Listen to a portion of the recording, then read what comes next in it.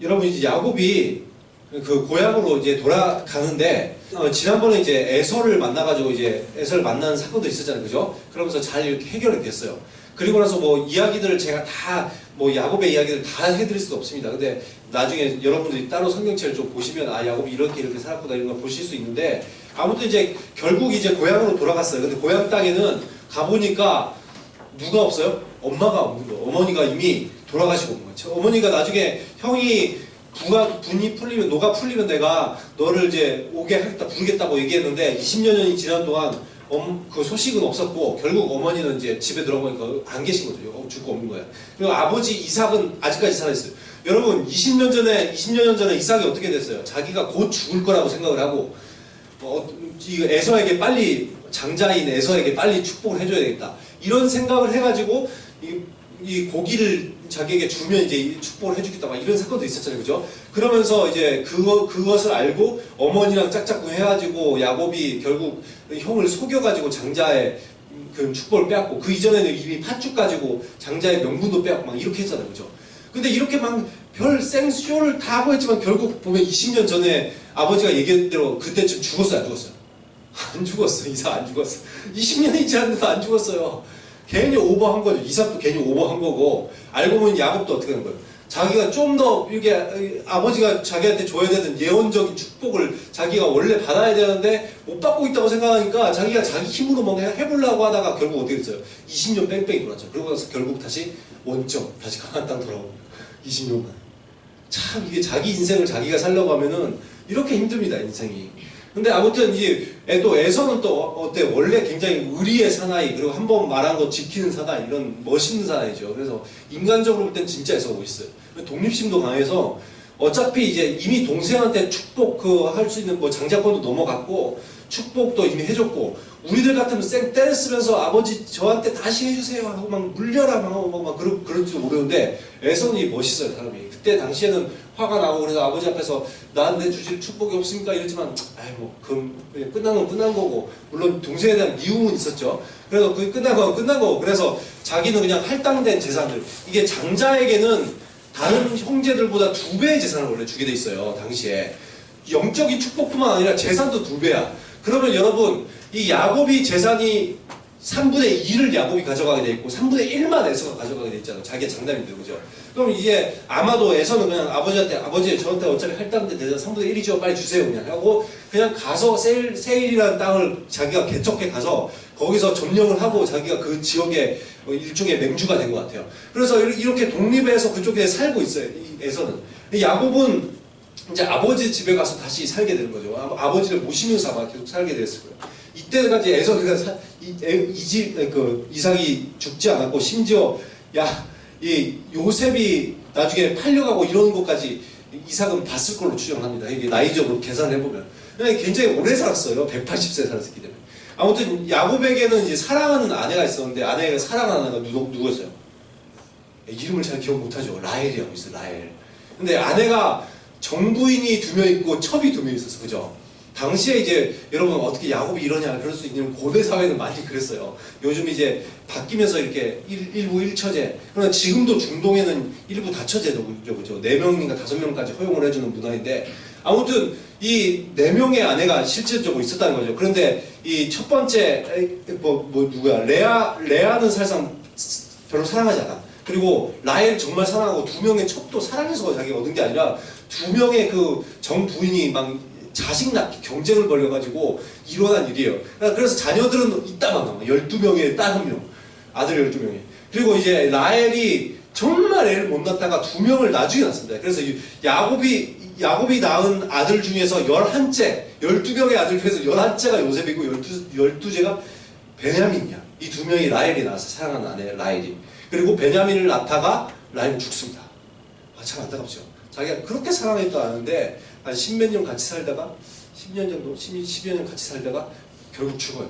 근데 이 요셉이나 아니면 베냐민은 결국 엄마 없이 자라게 된 거죠. 근데 이전에 보면 요셉이 17살 청소년이 되었어요. 여러분 나이하고 되게 비슷하죠, 그죠? 17살 청소년이 됐는데 이때 이제 아버지가 이삭이 이제 그 배다른 형제들, 그러니까 첩의 소생이죠. 첩의 아들들 4명이 있는데 단, 납달리, 갓, 아셀 이런 애들이 있어요. 그래서 이런 애들한테 이제 같이 지내도록 한 것 같아요. 그래서 딸려 보내서 너희들 양 치는데, 형들 양 치는데 같이 가서 양도 치고 있어라, 그렇게 한 것 같아요. 그래서 양을 이제 치는데 문제는 요셉이 이렇게 하는 거예요. 형들이 막 이렇게, 형들이 사실상 이 나중에 이 성경책을 계속 보다 보면 형들이나 이런 사람들이 사실상 성격이 이렇게 좋은 사람들이 딱히 없습니다. 딱 요셉만 좀 성격이 진짜 괜찮고, 나머지 11명, 아니 베냐민은 잘 모르고, 나머지 10명의 형들은 이 성격들이 좀, 성품들이 좀 이상해요, 보면. 그런데 이 형들이 좀 잘못하고 이런 것들이 많았던 것 같아요. 맨날 사고 치고 막 문제 일으키고, 양들 막 자기들끼리 야 우리 양이나 먹자고 파티 벌이고 막 이러지 않았을 거예요.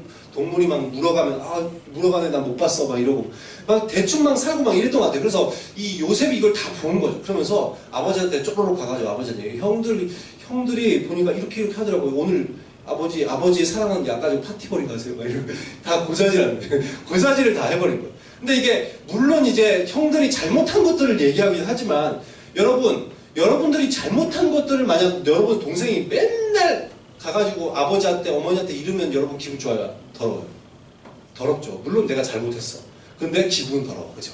근데 지금 이런 입장인 거예요. 지금 요셉이 맨날, 그리고 거기다가 지금 나머지는 이 4명은 같이 딸려보냈던 4명은 첩소생이잖아요. 원래 고대는 정실과 첩이 이게 완전히 다르잖아요. 그죠? 정실의 자식들은 좀 대우를 받고 첩의 자식들은 좀 천대를 받는데, 안 그래도 서러운데 고사질까지 하네. 아, 참. 그러니까 이게 지금 굉장히 기분이 나쁠 만한 사건들이 일어난 거예요. 근데 요셉의 성품상 나중에 이제 쭉 요셉의 삶을 보면 요셉이 이렇게 막 악의를 가지고 남들 막 고자질하고 이런 성격은 아니에요. 단지 요셉의 성품상 보니까 이게 악의가 있는 게 아니라 너무 바른 생활 청소년인 거예요. 절대 잘못 안 하고 거의 진짜 착한 일만 하면서 진짜 바르게 사는. 그래서 자기가 너무 바르게 사니까 남들이 이렇게 불의적으로 사는 모습들을 보면 이렇게 막 마음이 아프고 막 그래서 고쳐주고 싶고 이런 마음이었던 것 같아요. 그래서 막 자꾸 얘기를 하게 되는 거겠죠. 그래서 요셉은 성품상으로는 되게 이렇게 막 악의적으로 하는 건 아니에요. 아무튼 이렇게 바른 생활 청소년, 이런 입장에서 이제 형들이 굉장히 기분 나쁠 수 있다는 거죠. 그래서 이스라엘, 이제 이 야곱이 이스라엘이라는 이름을 받겠잖아요. 그죠? 이스라엘이 이제, 근데 문제는 이 요셉을 또 편애하는 거예요. 보니까 요셉이 자기가 물론 사랑하는 아내가 또 나왔어. 거기다가 늦둥이입니다, 되게. 베냐민도 늦둥이지만 요셉도 11째잖아요. 아들이 많은데 자기가 결혼도 안 그래도 한 70여 세 때 결혼을 했는데, 거기다가 한 80세 가까이 됐겠죠. 아마 거기서 한 7년 기다리고 결혼했으니까 80대 때 결혼을 했을 거예요. 근데다가 한 거의 20년 가까이 되고 나서 자녀를 낳았으니까, 이게 요셉이 거의 한 90세 이상 돼서 요셉을 낳았는데, 이게 되게 늦게 낳았잖아요. 그죠? 그러니까 요셉이 되게 사랑스러운 거죠. 늦둥이인데다가 거기다 바른 생활 청소년, 나머지 애들하고 다르게 굉장히 발라. 그리고 보니까 이 난인물 같거든 굉장히. 그래서 더 사랑스럽지 않습니까? 아무튼 성경에서 말하는 건 이제 늦게 낳은 아들이기 때문에 더 사랑했다는 식으로 표현하고 있는데, 늦둥이인데다가 사랑하는 라헬이 낳았고 이제 난 인물처럼 보이고 이러니까 막 사랑을 더 많이 했던 것 같아요. 그래서 심지어 이제 아버지가 채색 옷을 지어줬다고 했는데, 여러분 채색 옷은 뭐 여기에 빨주노초 파란보 무늬가 있고 막 이런 옷이라기보다는 여기 당시에 이렇게 좀 소매가 되게 길게 된 옷들이 있어요. 근데 그 옷들을 입히는데, 그 옷들이 고대 사회에서 정확히 그 옷이 어떤 옷이었는지는 물론 너무 고대니까 우리들 잘 모르잖아요. 그죠? 근데 학자들이 추정하고 이제 성경을, 아니 뭐 이렇게 주변 문헌들을 연구하고 한 바에 의하면 이 색동옷은 아마 2가지 중에는 한 가지였다는 거예요. 한 가지는 장자들이 입는 옷이었을 가능성이 크다는 거죠. 그래서 장남들이 입어야 되는 옷. 근데 보면은 지금 몇째예요? 그 위에 루벤도 있고 막 형들이 쭉 있어. 레위 뭐 유다도 있고 막 이 형들이 쫙 있고 밑에 11째야. 근데 걔한테 장자의 입을 옷을 입혔다고 생각해보세요. 형들이 기분 나쁘게 됐었어. 괜찮겠어? 되게 더럽게 나쁘죠. 그죠? 이 재산을 얘가 다른 형제들보다 2배를 갖잖아요. 그죠? 거기다 영적인 축복도 있다는 걸 알잖아요. 그러니까 되게 기분 나쁠 수 있는 문제예요. 근데 만약 장자가 아닐지라도 여기 당시에 감독자들의 옷이었다, 이렇게 보는 사람도 있어요. 그럼 감독자들 입는 옷이라 해도 기분이 나쁘죠. 그죠? 자기들의 11명을 뭐 감독한다는 거 뭐야? 그게 이제 기분 나쁠 만한 일이잖아요. 그죠? 근데 아버지가 진짜 이 야곱도 되게 이삭도 자기의 아버지였던 이삭도 편애를 했죠. 에서를 더욱 사랑했어요. 그죠? 근데 이 야곱도 보면 사랑하는 자식 따라요. 참 이게 이 가정의 내력을 여러분 무시 못합니다. 이게 보면은 자꾸 편애라니까 결국 이 야곱도 편애라게 되나요? 그래서 뭐 결혼하고 그럴 때 가정을 보라는 이유 중에 한 개가 이 가정의 내력들을 좀 이렇게 담는 경우가 되게 많아요. 그래서 예를 들어서 술 취하는 아버지가 있으면 그 자녀들이 대부분 다 술을 많이 먹게 됩니다.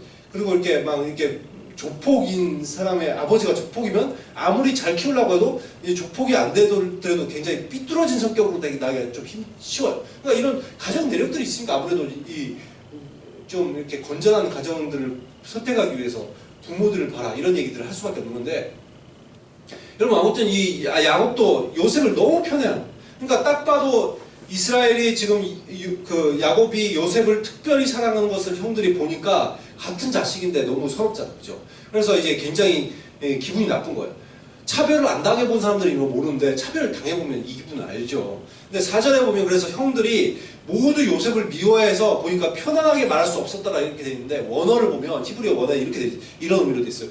편안하냐라고 인사도 하지 않더라 이렇게 돼 있어요. 여러분 당시에 인사법이 평안하냐 이런 것들 인사법인데, 여러분 동생한테 평안하냐라고 인사를 하는 것이 인사법인데 인사를 하지 않아요. 그럼 딱 동생이 요셉이 와. 그러면 딱 갈 때 평안해 이렇게 인사를 하고 가는 게 아니라 딱 가다가 이러고 가는 거예요. 그러면 여러분 요셉 입장에서 굉장히 어떨 것 같아요? 형들이 아무도 자기를 이렇게 인사 한 번 안 해. 자기들끼리만 인사하고 헤이 빡 손 치고 막 하이파이브하고, 당시에 뭐 고대의 어떤 인사법에 따라서 막 옆에 볼에 이렇게 키스하고 그러는데 헤이 하고 요셉이 헤이 이렇게 가버리고, 이렇게 요셉이 보에 키스하고 팍 치고 가버리고 이러면 기분이 되게 안 좋은 거 아니에요? 요셉은 이런 처지를 당하고 지금 맨날 아버지가 너무 사랑해요. 차라리 아버지가 좀 덜 사랑하면 요셉이 좀 이렇게 형들하고 잘 친하게 지낼지 모르겠는데, 아버지 때문에 굉장히 맨날 왕따 당하고 있는 처지인 거죠.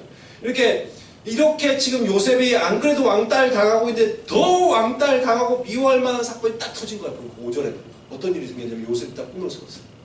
꿈을 꿨는데 여러분 이 꿈이 심상치가 않은 거예요. 여러분 저도 오늘 새벽에 꿈을 꿨습니다. 근데 꿈 내용이 기억이 안 나요. 여러분 오늘 꿈꾼 사람, 내가 오늘 꿈꿨다. 아무도 없어? 여러분 꿈을 안 꾸고 사는 사람이에요? 네. 우리들 일상적으로 사람들은 다 꿈을 꿉니다. 1시간 반, 2시간마다 한 번씩 꿈을 꾸게 돼 있어요. 근데 우리들이 꿈을 기억을 못하는 이유는, 꿈들은 그러니까 뇌 활동을 활성화시키기 위해서 우리들이 가만히 있으면 뇌가 점점 이렇게 뇌가 뭐죠? 퇴화될 수밖에 없잖아요. 그죠? 그래서 머리를 하나님이 이렇게 뇌가 한 번씩 돌아가게 지으셨어요. 한 번씩 한 2시간, 1시간 반마다 주기적으로. 그래서 뇌 활동이 계속 일어나니까, 만약에 안 일어나더라도 사람이, 그래서 이렇게 그렇게 만들어놨는데 우리들 꿈을 기억 못하는 이유가 딱 깨기 바로 직전에, 그리고 우리가 굉장히 수면이 아주 잠이 깊이 앉은 상태에서 딱 꿈을 꿔야지만 그 꿈을 기억한단 말이에요. 우리가 일반적으로, 그죠? 근데 이제 우리들이 꿈을 그래도 그럼에도 불구하고 일어나면은 금방 꿈을 잊어요. 왜 그래요? 대부분 다 개꿈이니까, 그죠? 개꿈이어서 대부분 다 기억을 못해. 근데 여러분 가끔가다 진짜 선명하고 컬러풀하고 정말 이거는 꿈을 딱 봐도 이거는 엄청난 꿈이다, 이런 꿈 꿔본 적 있어요? 없어? 있어? 네, 그런 꿈을 가끔 꿀 수가 있어요. 근데 이런 꿈들은 그냥 좀 지나가기보다 혹시나 무슨 메시지가 있나? 이렇게 생각해볼 필요가 있는 꿈들이 가끔 있었어요. 저도 어렸을 때 꿈꿨는데, 그때는 제가 좀 굉장히 지금과 달리 아주 성령 충만하고 아주 이렇게 홀리한 상상을 그런 꼬맹이였는데, 7살 그랬을 때. 그래서 내가 눈을 감면서 동생이 어디로 오겠습니까? 막 하나님 어디로 오겠습니까? 그러면 이쪽에서 오는 장면이 딱 보면서 동생이 넘어져. 그러면 막 달려가면 진짜 막 동생이 넘어지고, 이런 일들이 일어날 정도로 영적인 그렇지 못하고 그랬는데, 그때 당시에 어떤 꿈을 꿨는데, 꿈에서 TV 고장나서 뽀뽀를 못 보게 되는 거예요. 그런데 아침에 그날 진짜 제가 전기 가지고 장난치다가 전기 감전이 되죠. 온 집안이 전기가 끊겨가지고 뽀뽀를 실제로 못 봤어요. 예, 아무튼 그 꿈들이 이렇게 뭔가 의미 있는 꿈들이 있을 수 있단 말이에요. 저는 대작인 줄 알았어요. 똑같은 현상이 또 일어나니까, 꿈에서 일어나는 동기랑 완전히 똑같은 현상이 또 일어나니까. 아무튼 이런 뭔가 의미 있는 꿈일 수도 있고, 대부분 사람들은 개꿈만 꿉니다. 근데 요셉이 딱 보니까 이 꿈은 개꿈이 아닌 거예요. 하나님 말씀하신 것 같아요. 그래서 너무 선명하고 하나님 주신 예언적인 꿈이라는 확신이 딱 들어서 여러분 성경이 있기 전에, 성경이 쓰여지기 전에, 이런 성경이 쓰여지기 전에 이 요셉이 살던 시대에 성경이 없잖아요, 그죠? 요셉 사건이 지금 창세기에 나와요. 그러니까 뒤에 성경이 있을 리가 없죠, 그죠? 이것도 모세가 쓴 거고 그 이후에 한참 뒤에. 그러니까 지금 이 요셉은 성경이 없어요, 그죠? 그리고 이 당시에 이런 고대 사회는 성경이 있기 전에, 아니면 성경이 생기더라도 아주 고대 사회들은 하나님께서 이렇게 종종 꿈으로 하나님 뜻을 계시해 주시고는 하셨습니다. 그래서 예를 들어서 야곱 같은 경우는 어떻게 꿈을 꿨는데 사닥다리에 막 올라가는 꿈들 꿨죠, 그죠? 그리고 하나님의 음성이 꿈에서 들리고, 그리고 또 그 야곱의 삼촌이었던 라반도 어느 날 딱 잠을 자는데 하나님 현몽, 그러니까 꿈 가운데 나타나셔가지고 하나님이 너 야곱한테 손대지 말라 이런 꿈을 꾸고 이런 식으로 꿈을 꿨다는 말이에요. 그러고 보면 나중에 보면 이제 쭉 몇백 년 뒤에 다니엘이라는 사람도, 다니엘도 꿈을 꿀 뿐만 아니라 그 사람도 어떤 일까지 해요? 해석까지 할 수 있는 선지자적인 그런 사람이었단 말이에요. 그런데다가 심지어 이방인들, 예를 들어서 파라오, 느부갓네살 이런 사람들도 꿈을 꿔요. 그러니까 이런 꿈이라는 것들이 당시에 하나님께서 어떠한 사람들에게 종종 하나님의 뜻을 계시해주는 방법들로 쓰였다는 거죠. 근데 요셉도 이렇게 꿈을 꿨어요. 근데 이렇게 보니까 꿈이 너무나 신기한 꿈에서 형들한테 이제 이야기하기 시작하는 거예요. 그래서 형님, 6절에 보면 형님들 제가 꿈을 꾸었는데 한번 들어보세요. 이렇게 하면서 하는 거예요. 근데 자기의 밭단 있어요. 이렇게 보면 밭이 있는데 거기서 이제 단을 막 묻는 거예요. 여러분 그런 거 해보지 않으죠? 이렇게 벼든 보리든 이렇게 해서 딱 이렇게 단을 딱 묶거나 그렇게 묶는 장면들이 꿈을 꾸는 거예요. 근데 단을 딱 묶어놨었는데 네 단만 이렇게 벌떡 일어나는 거예요. 그래서 딱 일어나 막 이렇게 서 있는데 나머지 형님들이 묶은 단들이 갑자기 뺑 둘러싸더니 갑자기 이렇게 하면서 절덕해 단들이다. 그걸 딱 보고 그 꿈 얘기를 하는 형들.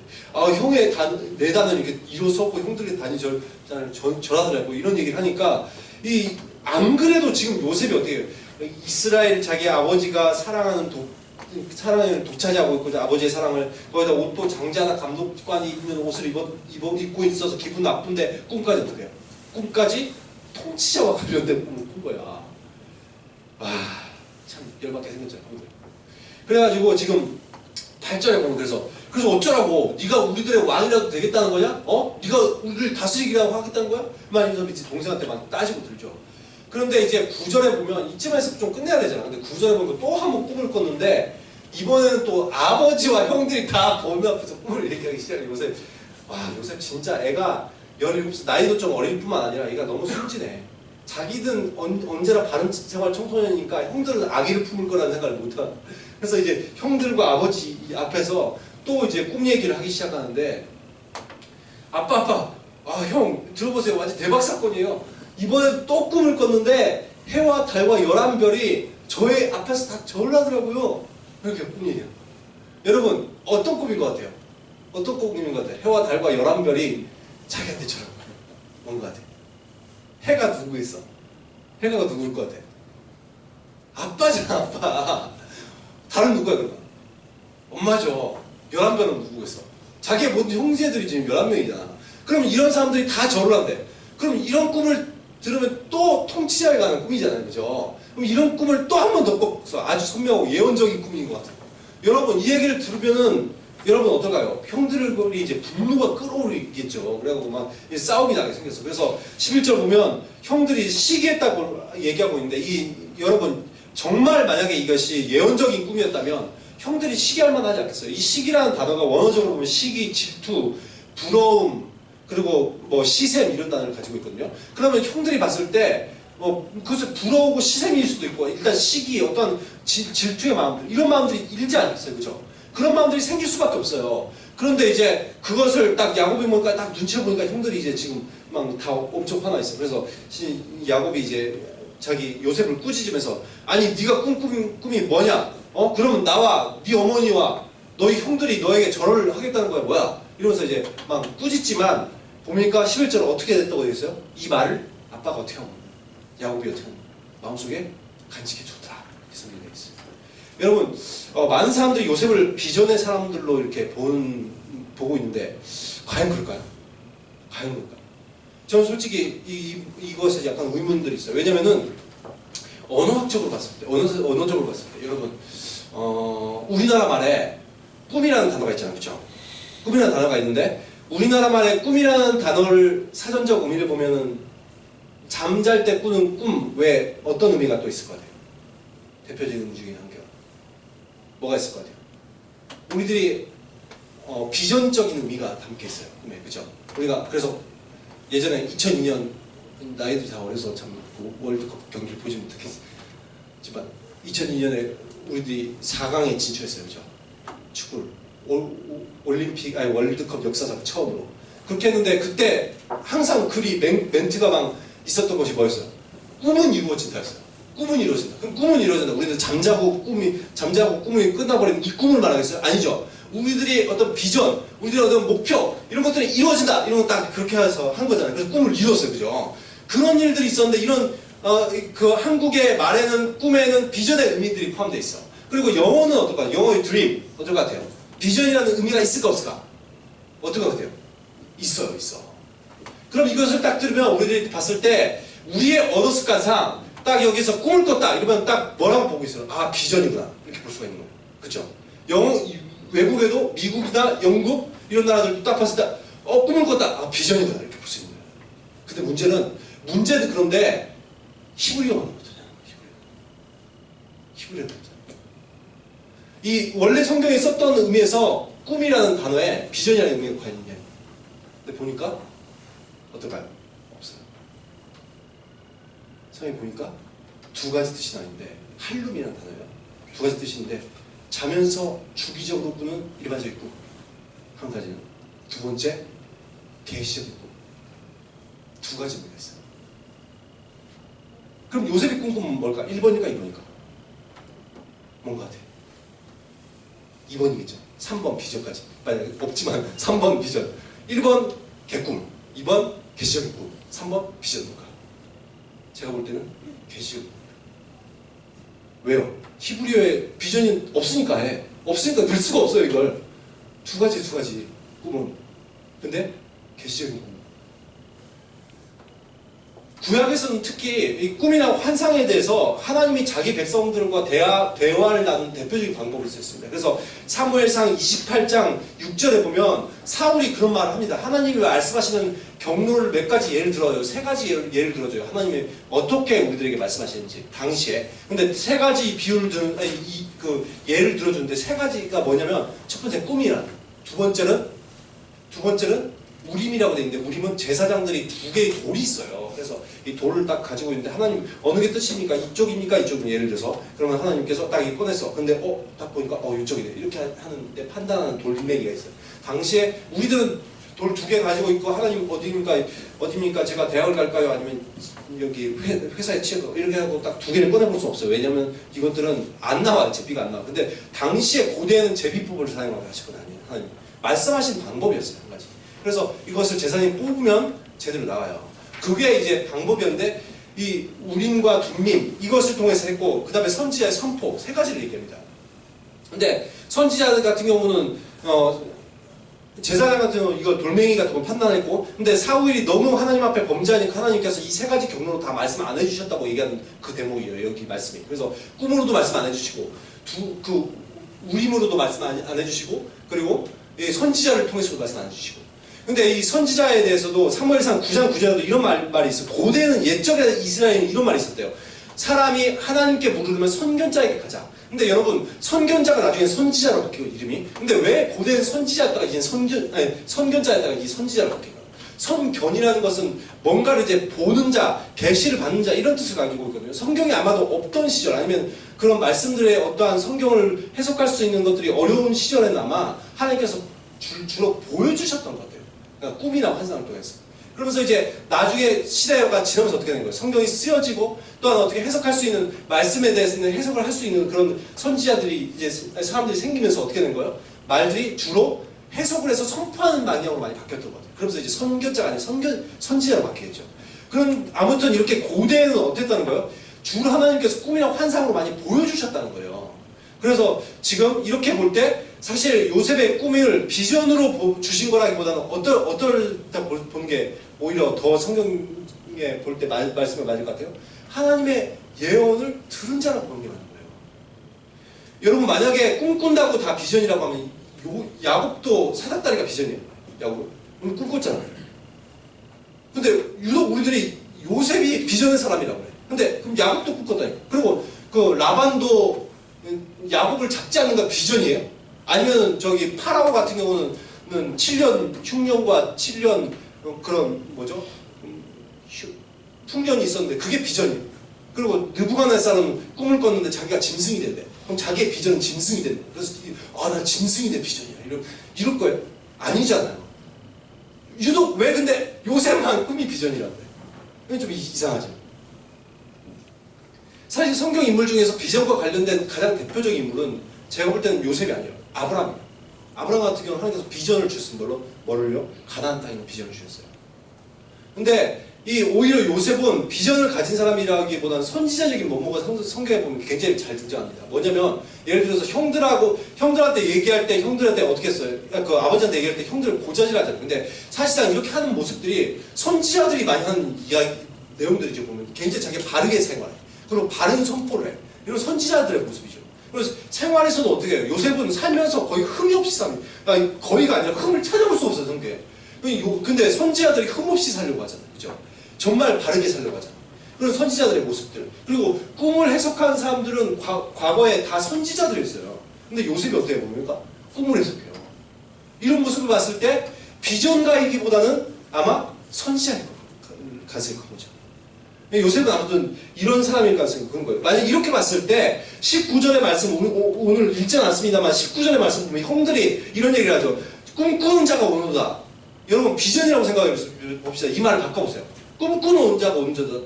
이게 비전이라고 생각하면 이렇게 된 거예요. 저 비전을 가진 사람이 오는구나. 그쵸? 그러면 그렇게 통치자의 비전이 있다고 해서 20절에 보면 그의 꿈이 어떻게 되는지 우리가 보자면서 죽이려고 하겠어요? 그 비전이 이루어지는지 보자 하면서 죽이려고 하겠어요? 아니 비전은 누구나 가질 수 있어요. 근데 이거 비전이라면 이런 반응을 보이기가 어려워요. 근데 만약에 이것을 꿈이 만약 예언적인 하나님이 선포했다고 생각해보세요. 그럼 어떻게 되는 거예요? 이 꿈꾸는 자가 온도다 라는 말이 뭐가 되는 거예요? 저 선지자 노릇을 하는 애가 온다. 이렇게 되는 거죠. 말이 바뀌죠.